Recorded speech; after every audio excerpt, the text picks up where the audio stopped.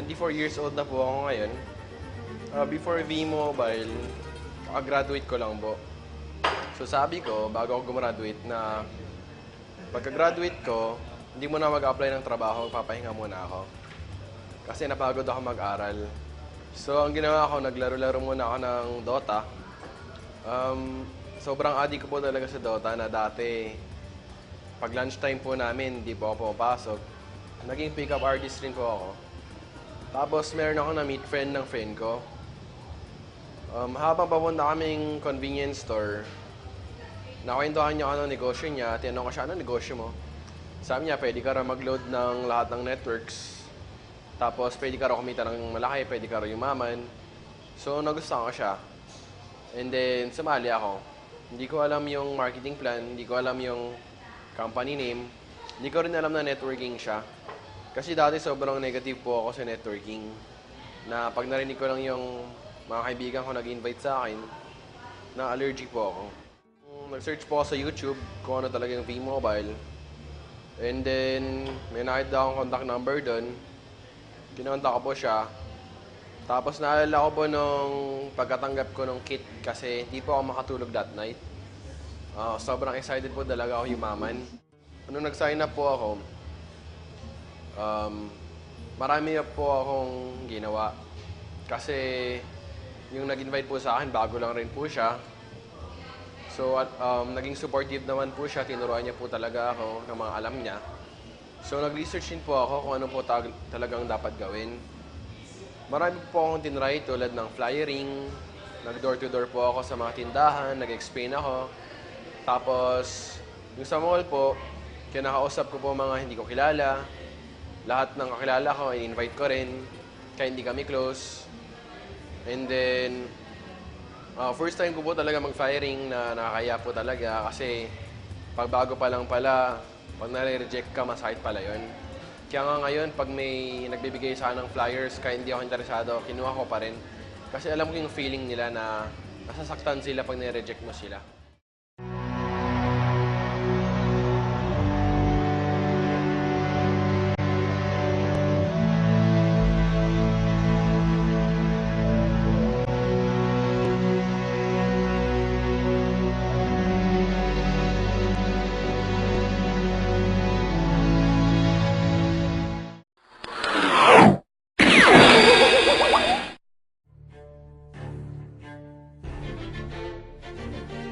Marami po ako na-experience tulad ng nag-travel po ako mag-isa, out of town, and then hindi ko po alam kung may isasali o hindi. Pero may dala po akong mga kits. Ay, isang kit lang po pala kasi nag-start pa lang ako nun. Tapos nag-present po ako sa 30 or 50 people. Ang malupit po doon, wala pong sumasali. Pero at that time, sabi ko, kahit pagod na ako, gutom na ako, sabi ko okay lang kasi alam ko naman mga successful people, nahirapan talaga sila nung simula.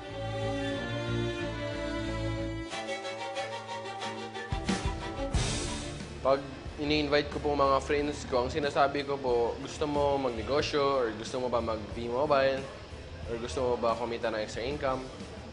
Marami po silang sinasabi. Usually po, hindi po maganda.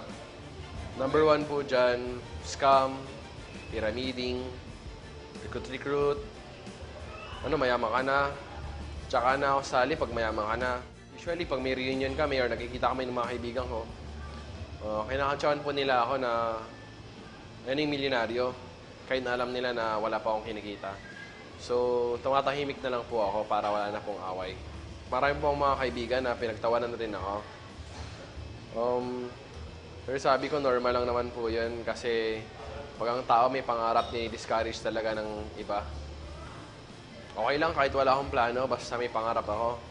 Alam ko naman posible ang lahat mangyari. Never say never.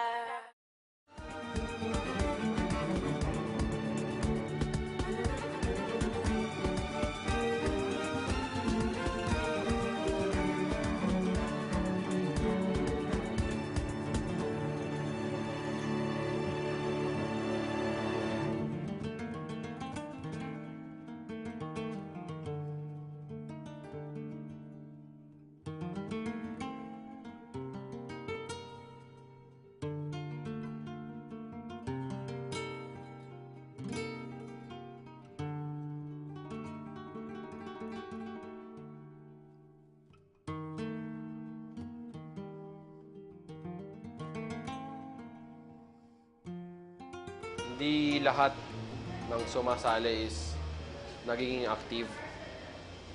Tapos, yung iba, sumali lang, tapos hindi naman gumalaw.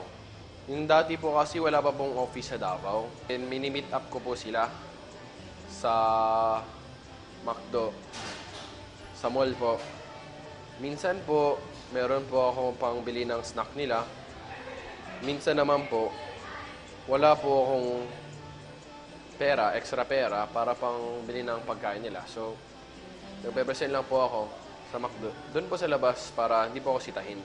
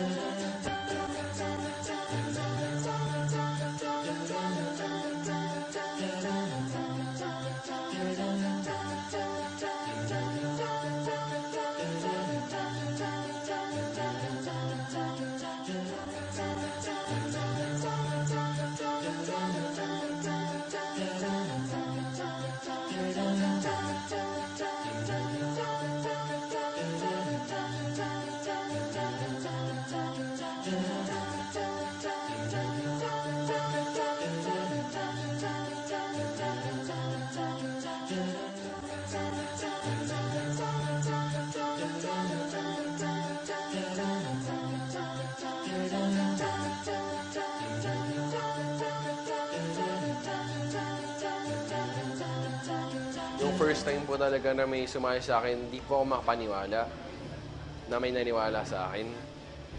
Kasi pagtanggap ko po ng text, nagulat po talaga ako na, meron pala talaga naniniwala. So, hindi ko po siya kilala, nakita niya lang po ako sa internet. And then, yun, sumali po siya, sobrang saya ko po nun.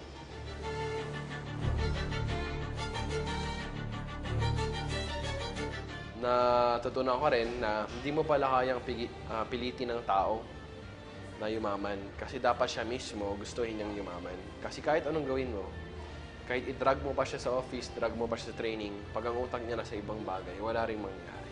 Gwapo po ako dati, mas lalo po ang gumapo ngayon. So, yung nag-change po is mas naging responsable po ako. Tapos, nabuhay po yung mga pangarap ko. Masarap na nga pong kumita ng pera. Ang masasarap pa po doon, yung walang katumbas na pera is, after mo mag-present, may lalapit sa'yo kahit isa lang o dalawa. Tapos sasabihin nila na, salamat sa'yo, nabuhay yung pangarap namin. Akala ko kasi wala nang pag-asa sa Pilipinas. Akala ko abroad lang pag-asa. Yung pala, ang opportunity pala, meron pala nasa Pilipinas. So, salamat. Lahat ng mga successful people, pati lahat ng nag-fail, pare-pareho lang po ang dinaan ng hardship sa buhay. Pare-pareho lang dinaan ng failure, challenges, obstacles. Pero ang pinagkaiba lang po ng kumita, tsaka hindi kumita, yung kumita po, nung nahihirapan po sila, nagpatuloy lang po sila. Yung hindi po kumita, nung nahirapan, nag-quit na, sinabing, hindi to para sa akin, wala akong pag-asa. So, yun po yung pinagkaiba nila, yung determination po. Yung pinaka-goal ko po talaga nung nagsimula ako is kumita talaga ng maraming pera. Ngayon, nung pinag-aralan ko po yung networking, na-realize ko po na ang maganda po sa networking, hindi lang po pala pera-pera. Ito po yung negosyo na pwede kang kumita ng malaki habang nakakatulong ka po sa ibang tao. I believe I can fly. Woo. I believe I can touch the sky. I think about it every night and day. Spread my wings and fly away. I believe I can soar. I see me running through that open.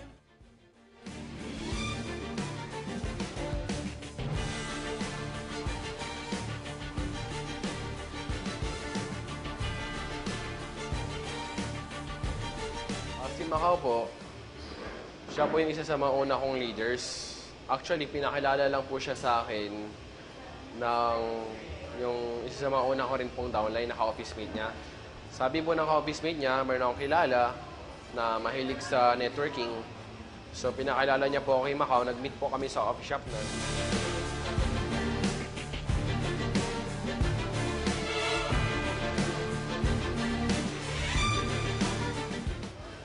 kinabahan po ako nun kasi wala pa po talaga ako masyadong pera para manlibre ng coffee shop.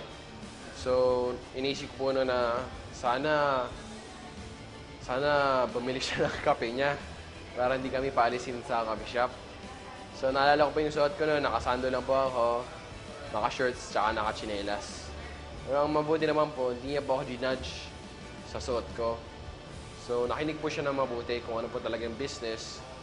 And then, nagustuhan niya, and then sumali po siya. Marami po akong naging achievement nung sumali po ako sa V-Mobile. Isa po dyan is, first time ko po nabili yung iPad ko. Tapos yung touchscreen ko po na cellphone. First time ko rin po makabili ng Lacoste na sapatos. Tsaka yung mga branded na damit na ako talaga bumibili. Yung pinakamalaking achievement ko po is yung nakabili po ako ng sarili kong sasakyan. Masasarap po talaga pag ikaw po yung nag-work for your achievement. And then na-inspire po ako na marami ako nakikita ang mga mas bata sa akin, kumikita. So sabi ko, mangarap kaya ako ng brand new na sasakyan. Gusto ko yung SUV para maraming makakasakay, mga downlines ko. Sabi naman ng nanay ko na second hand na lang daw. Second hand na lang daw kasi masyado pong mahal yung brand new. Pero sabi ko po, kung may pangarap tayo, lakihan na natin kasi nangarap lang rin tayo, libre lang rin mangarap. So ayun po, nangarap po ako na brand new na Montero Sport na black. Bago po ako matulog, meron po akong picture sa taas po ng kama ko. So nakita ko doon Montero Sport. Pagkagising ko po Montero Sport. Bago matulog Montero Sport. So ganun po, lagi ko pong iniisip yung goal ko po na makabili po ng sarili kong sasakyan. Tapos lagi kong ini-imagine, pag may nakita po akong Montero Sport, hinahawakan ko, tinitingnan ko yung loob. Tapos pag sa kasa naman, pumapasok ako, inaamoy ko yung loob, inaamoy ko yung leather, inahawakan ko yung steering wheel. So everyday po, binivisualize ko na meron na po akong sasakyan. Hanggang sa pinagtrabahuan ko po siya, nakuha ko po siya. Yung pinakamaganda ko pong nagawa para sa family ko is first time po namin magbakasyon abroad na magkasama po talaga kami. Na-treat ko po yung family ko ng Asian cruise, Singapore, Malaysia, Thailand. So masaya po talaga.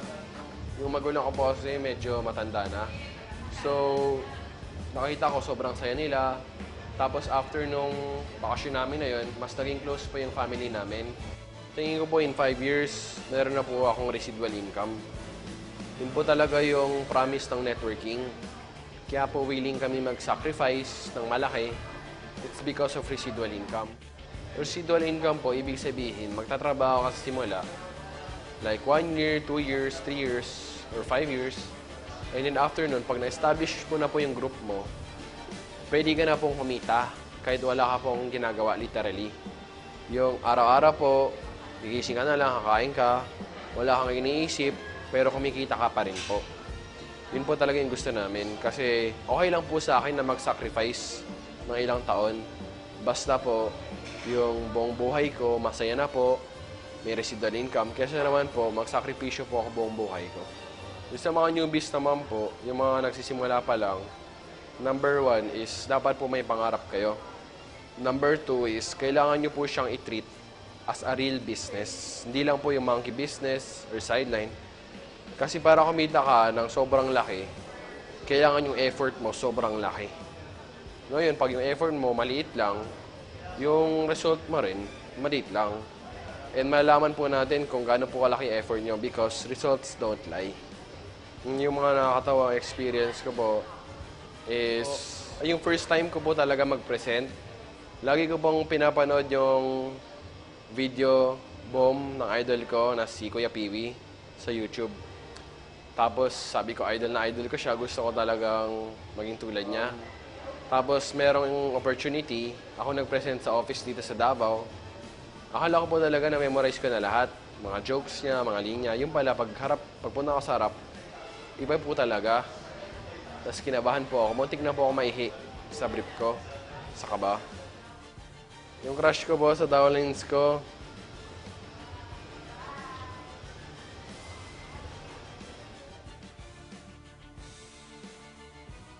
secret po kasi Mahihain po ako. Yung goal ko po talaga is magkaroon po ako sa savings ko ng hindi naman po masyadong malaki. Pero okay na po sa akin yung 500 million. Mabubuhay na po ako dun.